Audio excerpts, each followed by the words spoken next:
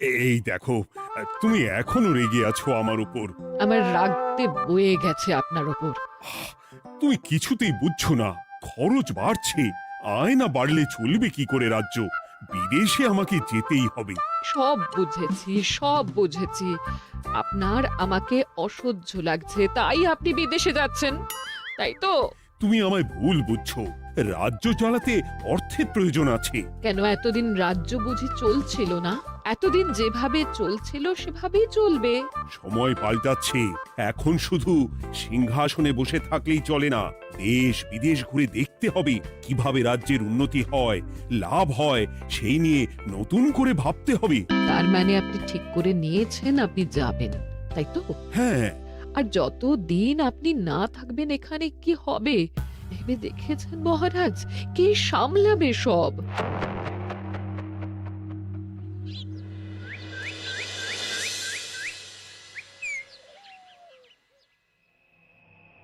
চিঠি?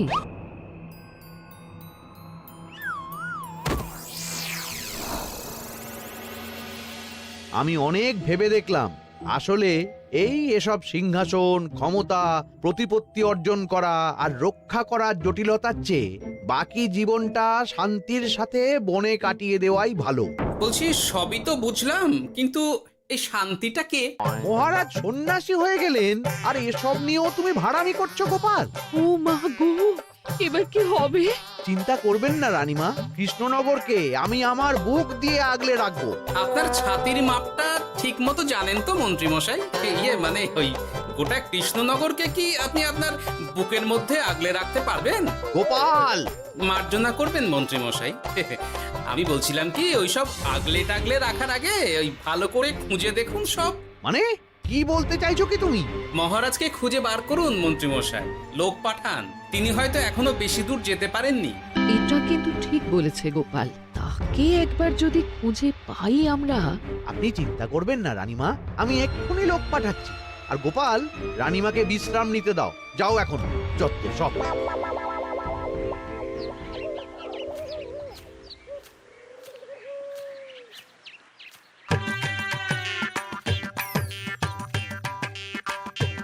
কই গো, গেলে কই? এক ঘুরি জল দাও দেখি। ওই জলই খেতে হবে, শুধু জল। ঘরে এক দানাও চাল নেই। বাজারে না গেলে আজ হরি মটর। রাজ্যে রাজা নেই আর তুমি ঘরে চাল নেই বলে চিল্লামিল্লি করছো, চত্ব সব। ও মা গো, মহারাজ রাজ্যে নেই তো গেলেন কই? বনবাসে। সে কি গো, এবার কি হবে তাহলে? কপালে যা লেখা আছে তাই হবে, আর কি। এই তোমার চাকরিখানা থাকবে তো? না থাকলে বাটি হাতে বেরোবো, চিন্তা কি?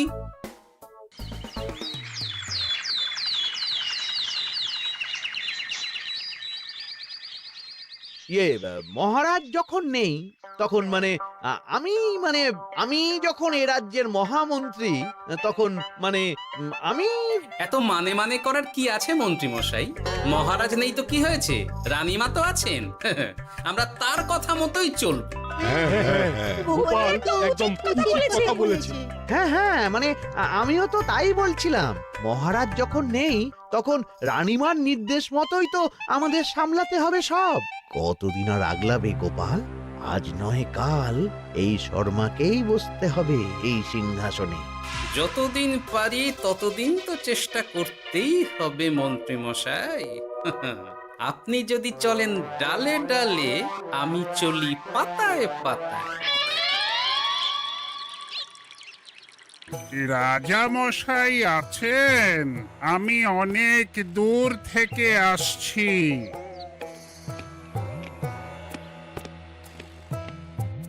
মন্ত্রীমশাই, একজন সাধু এসেছেন রাজামশাইয়ের সঙ্গে দেখা করতে। বলছেন অনেক দূর থেকে এসেছেন। জানো না মহারাজ এখন নেই?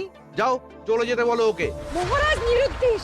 এই মুহূর্তে সত্যিই যদি কোনো প্রাজ্ঞ সাধু বাবা রাজবাড়িতে তার পায়ের ধুলো দেয়, বলা তো যায় না যদি মহারাজের হদিস তিনি দিতে পারেন। ঠিক ঠিক, একদম ঠিক বলছেন পণ্ডিত মশাই। বেশ বেশ, ডেকে আনো তাকে, দেখি সে কি বলে। মহারাজ, আমার প্রণাম নেবেন। উনি মহারাজ নয়, উনি মন্ত্রী। আসুন সাধু বাবা, আসুন, আসন গ্রহণ করুন।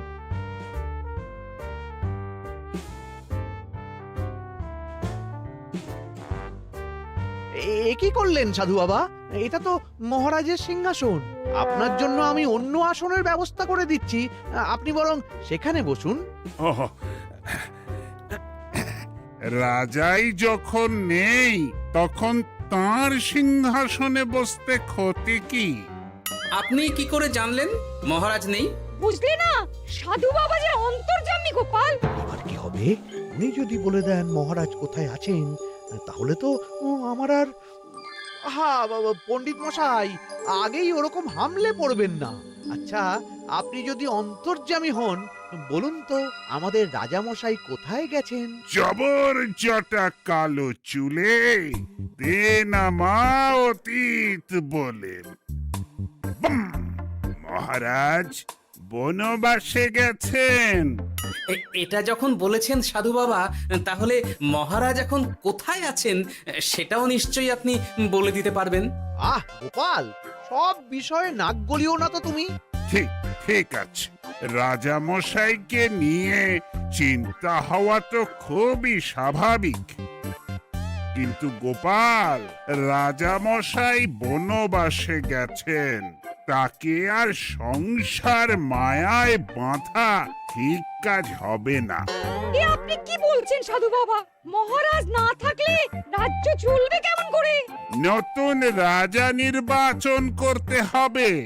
এই তো খেলা জমে গেছে, একে দিয়েই কাজ হবে মনে হচ্ছে। আহা সাধু বাবা, এসব নিয়ে নয় পরে আলোচনা করা যাবে। এই কে আছো? সাধু বাবার পা ধুইয়ে দাও ভালো করে। না, বিষয়টা ঠিক সুবিধের মনে হচ্ছে না। আহা মন্ত্রী, করেছ কি? আমি সাধু মানুষ, এত খেতে পারি কি? ও বললে হবে না সাধু বাবা, আপনার জন্য নিজে দাঁড়িয়ে থেকে মহারাজের খাস হালুই করকে দিয়ে রাঁধিয়েছি সব।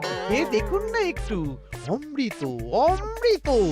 বেশ বেশ, এত করে বলছো যখন, বাহ বাহ, চমৎকার চমৎকার। আমি জানি তো যে এমন খাবার আপনি আগে কখনো খাননি। তা বটে বটে, ভেবেছিলাম কটা দিন বিশ্রাম নিয়ে চলে যাব, এখন দেখছি যা আদর আতিথেয়তা শুরু করেছো তোমরা, তাতে তো মাস কয়েক কাটিয়ে না গেলে আমারই লোকসান হবে। থাকুন না, থাকুন, যতদিন ইচ্ছা থাকুন। আমার ইচ্ছা অনুযায়ী সব চললে তো ওই গোপালের জায়গায় আপনাকেই সবার মহারথী করে রেখে দিতাম চিরকাল। এসব কি বলছো মন্ত্রী? কেন, পরিকল্পনাটা মন্দ নাকি? আমি হব এই রাজ্যের নতুন রাজা, আর আপনি হবেন আমার রাজসভার প্রধান মহারথী। বটে, কাজটা খুব একটা কঠিন না। মহারাজ বনবাসে, আর আপনি নিজেই তো বললেন তাকে ফিরিয়ে আনাও ঠিক হবে না। তাহলে তা বলেছি, কিন্তু বাকি অন্যান্য সভাসদেরা আছে, তারা তো। আরে ছাড়ুন তো ওদের কথা।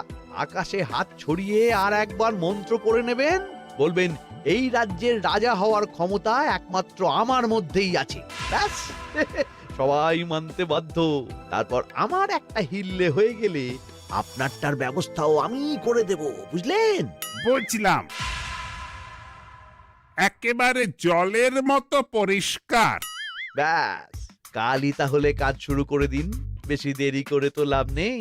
বলা তো যায় না, মহারাজের যদি রানীমার জন্য মন কেমন করে, রাজ্যে ফিরে আসে, ওসব হওয়ার আগেই সেরে ফেলতে হবে সব কাজ। রাজা হওয়ার খুব তাড়া দেখছি তোমার মন্ত্রী।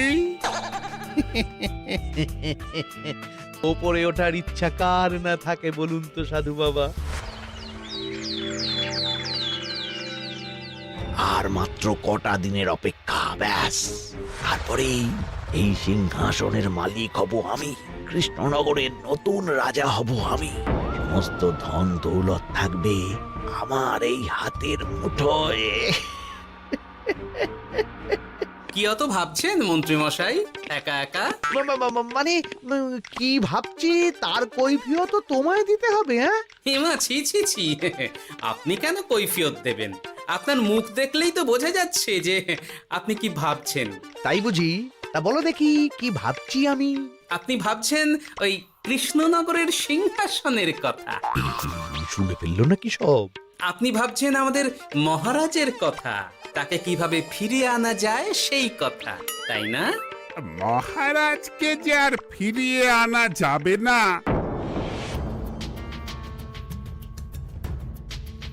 সে কথা তো আগেই বলেছি। তাই যদি হয় সাধু বাবা, আপনি এর একটা কিছু বিহিত করুন, না হলে রাজা ছাড়া রাজ্য।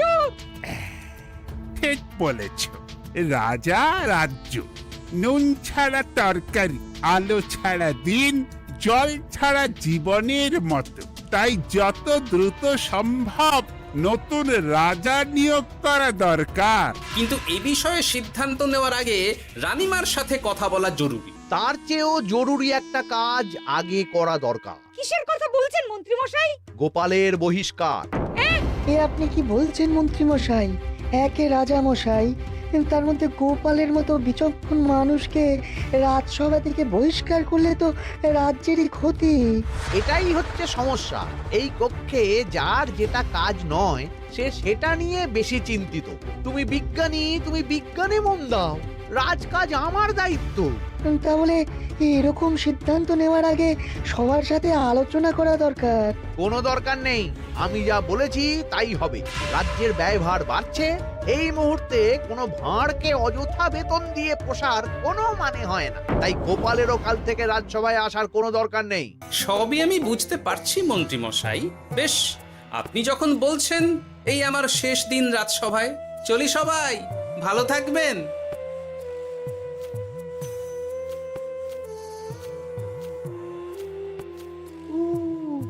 এত সহজে যে বেটা মাঠের বাইরে চলে যাবে বুঝতেই পারিনি আগে। এবার আমার আর সিংহাসনের মাঝে নেই কোনো বাধা, নেই কোনো কাটা। তুমি চিন্তা করো না, আমি নিজে মন্ত্রীর সাথে কথা বলবো। না না রানীমা, সেসবের দরকার নেই। মহারাজ ছাড়া রাজবাড়ি শূন্য শূন্য লাগে, আমারও মন লাগছে না এখানে। বেশ, যা ভালো বোঝো তাই করো, তবে ডাকলে এসো কিন্তু। হ্যাঁ রানীমা, নিশ্চয়ই আসবো। এখন আমি চলি। যাক, এই কদিনে মাথাটা খেলানোর সময় পাওয়া যাবে একটু, না হলে কেমন যেন গুলিয়ে যাচ্ছে সব। কি যে বলো গোপাল দাদা, এই শেষ দুটো শাকের আটি নিয়েও দরদাম করবে তুমি? ওরে, আমি বেকার মানুষ, দরদাম না করে উপায় আছে আমার? হ্যাঁ শোনো শোনো শোনো, মহারাজ কৃষ্ণচন্দ্রের অবর্তমানে কৃষ্ণনগরে নতুন রাজা হিসেবে নির্বাচিত হবেন রাজ্যের মহামন্ত্রী। সেই শুভানুষ্ঠানে রাজবাড়িতে আমন্ত্রণ রইল। এসব কি হচ্ছে বলো তো গোপাল দাদা? ভিতরের খবর আছে নাকি কিছু? না গো ভাই, তুমিও যা জানো আমিও ততটুকুই জানি। ও গোপাল দাদা, ব্যাপার কি? এ সময় এখানে কি চাই? রানীমার জরুরি তলব, এখনই ওই রাজবাড়ি যেতে হবে তোমাকে। কিন্তু আমার যে বাজার হয়নি এখনো। আরে ওসব বাজার টাজার পরে হবে, তুমি এখন আমার সাথে চলো তো। মন্ত্রীকে আমি বিশ্বাস করেছিলাম, ও যে এইভাবে বিশ্বাসের সুযোগ নেবে আমি একদম বুঝতে পারিনি। আমাদের এক্ষুনি অন্যান্য সভাসদদের সাথে কথা বলা দরকার রানীমা। কারোর সাথে কথা বলার দরকার নেই রানীমা, আমি নিজেই চলে এসেছি আপনার সাথে কথা বলতে। এখানে কি জন্য এসেছো গোপাল? রানীমার কান ভাঙাতে?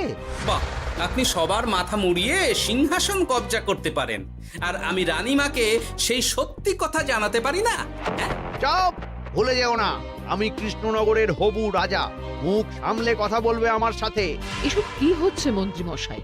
রাজা মশাই নেই, সেই সুবাদে এ কি শুরু করেছেন আপনি? আমায় আপনি ভুল বুঝবেন না রানীমা, আমার হয়ে যা বলার সাধু বাবাই আপনাকে বুঝিয়ে বলবে সব। উনি আর কি বোঝাবেন? কতদিন এসেছেন উনি, কি জানেন এই রাজ্যের বিষয়ে? সাধনা মা, সবই সাধনা। সাধনার জোর থাকলে সবকিছুই জানা যায়। ভূত ভবিষ্যৎ অতীত সব। সেই জোর থেকেই বলছি মা, মন্ত্রীর কপালে আমি জ্যোতি দেখতে পাচ্ছি। মন্ত্রী যদি রাজ্যের রাজা হয়, এ রাজ্যের উন্নতি কেউ ঠেকিয়ে রাখতে পারবে না। আপনাদের একটা কথাও বিশ্বাস করি না আমি, এসব আপনাদের ষড়যন্ত্র। এ আপনি ভুল করছেন রানীমা। যা হোক, যে কথা আমি বলতে এসেছি, রাজা যখন আমি হচ্ছি তখন তো আমাকে এই প্রাসাদেই থাকতে হবে, ফলে আমার স্ত্রীকেও এখানে এসেই থাকতে হবে। সে তো আর একা থাকতে পারবে না।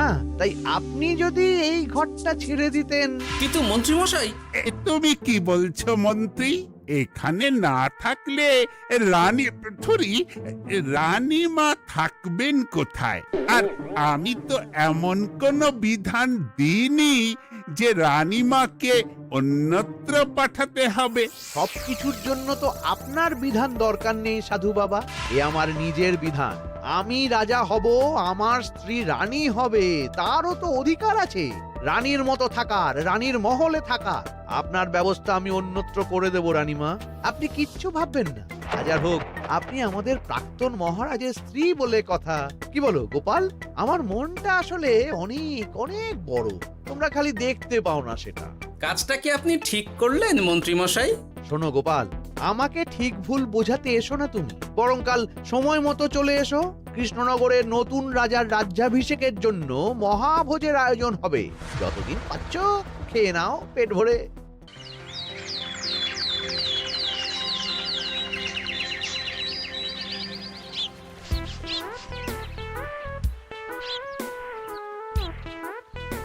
আরে এগুলো আবার কি পরে আছে এখানে? কি এ তো মহারাজের পোশাক। এখানে এসব কি করে এলো? তাহলে কি মহারাজ? না না না, হিসেবটা কেমন যেন ওলট পালট হয়ে যাচ্ছে।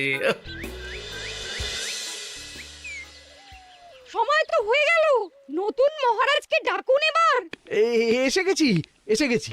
আসুন মন্ত্রী মশাই, আসুন। মুকুট নিয়ে দাঁড়িয়ে আছি আপনার মাথায় পরাবো বলে। সাধু বাবা, এবার মহারাজ বলা অভ্যাস করুন। মহারাজ। মহারাজের হদিশ পাওয়া গেছে মন্ত্রীমশাই, মহারাজের হদিশ পাওয়া গেছে। এই কি সর্বনেশে কথা! মহারাজের হদিশ পাওয়া গেছে মানে কোথায় মহারাজ? না না, মহারাজ না, মহারাজের পোশাক পরে আছে পুকুরের ধারে। আমার মনে হয় তিনি ওই পুকুরে ডুব দিয়ে নিরুদ্দেশ হয়ে গেছেন। ও তাই বলো? তা বেশ তো, প্রাক্তন রাজার জন্য না হয় কিছুক্ষণ নীরবতা পালন করে নেব আমরা, ব্যাস। এ আপনি কি বলছেন মন্ত্রী মশাই? মহারাজ সত্যি ওই পুকুরে ডুব দিয়েছেন কিনা সেটা তো তলিয়ে দেখা দরকার একবার। সেসব হবে আমি রাজা হওয়ার পর। নিন সাধু বাবা, মুকুট পরান। কিন্তু মন্ত্রীমশাই, আরো একটা দুঃসংবাদ আছে যে। ও আবার কিসের দুঃসংবাদ? মহারাজ যে পুকুরে ডুব দিয়েছেন সেই কথা বলতেই রানীমা অজ্ঞান হয়ে গেছে। তুমি যে কি করো না গোপাল, শুভ সময়ে অশুভ একটা সংবাদ দিয়ে দিলে তো সব বরবাদ করে। এই কে আছো? গ্রেপ্তার করো গোপালকে। তার আগে তোমায় গ্রেপ্তার করা হবে। এত বড় সাহস তোমার? হবু রাজাকে গ্রেপ্তার করার কথা বলো তুমি? আজ তোমার একদিন কি আমার একদিন। কিসের হব রাজা? আমি কৃষ্ণনগরের আসল রাজা। হ্যাঁ, আমি। কি মহারাজ, আপনি? হ্যাঁ, আমি। অনেক দিন ধরে তো তোমার বাড়বাড়ন্ত দেখলাম, আজকে খেলা শেষ। কিন্তু গোপাল, রানী কোথায়? কেমন আছে সে? এক্ষুনি তার কাছে আমাকে নিয়ে চলো। রানীমা ভালোই আছে মহারাজ, কিচ্ছু হয়নি তার। কিন্তু তুমি যে বললে রানী অজ্ঞান হয়ে গেছে। এটুকু মিছে কথা না বললে যে আপনার লুকোচুরি খেলাটা এত সহজে শেষ হতো না মহারাজ। লুকোচুরি বটে, কিন্তু তুমি বুঝলে কি করে এত সব? প্রথম সন্দেহটা হলো যখন রানীমাকে অন্যত্র রাখার কথা বলতেই আপনি বিচলিত হয়ে উঠলেন, তখন। তারপর পুকুর পাড়ে আপনার পোশাক। ব্যাস এটুকুই, আর কিছু নয়। আর প্রথম দিন রাজসভায় এসেই সোজা সিংহাসনে চড়ে বসা। ব্যাস, একে একে 2 আর 2 2 4 করে ফেললাম। তারপর মনে হলো রানীমার প্রতি টান ফিরিয়ে আনতে পারে আপনাকে আপনার আসল রূপে। তাই এই মিছে কথা। অধমের অপরাধ মার্জনা করবেন মহারাজ। গোপাল, তোমার তুলনা নেই। কিন্তু মহারাজ, আপনি কেন এই ছদ্মবেশ নিয়েছিলেন তার আসল উদ্দেশ্যটা কিন্তু এখনো আমার কাছে পরিষ্কার হয়নি পুরোটা। আসলে আমি পরীক্ষা করছিলাম, বুঝলে, কিসের পরীক্ষা মহারাজ? যে আমার অনুপস্থিতিতে কেই রাজ্য চালাবে তার পরীক্ষা। এবং আমি ঠিক করেছি যে কদিন ব্যবসার কাজে আমি বাইরে থাকব, ততদিন রানীর পরামর্শ মতো সমস্ত কিছু সামলাবে গোপাল। মহারাজ কৃষ্ণচন্দ্রের জয়। আর আমি মহারাজ? তুমি থাকবে পেয়াদা। এ কি শুধু জল আর ভাত? আগেই বলেছিলাম বেশি বেরো না, বেরো না, রাজা হবেন। এখন খাও খাও, জল ভাত খাও। চেষ্টায় তুমিও আমাকে ভুল বুঝলে গিন্নি।